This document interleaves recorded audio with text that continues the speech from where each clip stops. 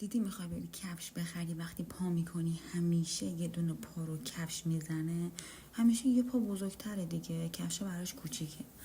زندگی زناشویی هم دقیقا اینجوریه و تو اون کفشا میپوشی، دوست داری میخری و دوست داری باش راه میری. هر کفشی بخری همینه، همیشه یه پا میزنه. زندگی زناشویی هم دقیقا مثل همینه.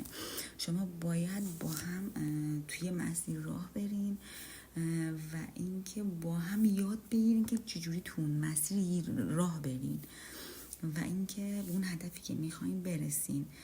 و کفشا همیشه لنگی به لنگ از یه پا میزنه یه پا نمیزنه، ولی با هم راه میرن، کاراشون انجام میدن، هر کاری هم میکنن و تو رو سر پا هم مثل موفق هم هستن. دقیقا زندگی مثل همین میمونه، بالا پایین داره. خلاص زناشویی باید با هم یاد بگیرن که چجوری زیر یه سقف با هم زندگی کنن و نقطه مشترک رو با هم پیدا کنن تا به اون هدفی که میخوان برسن.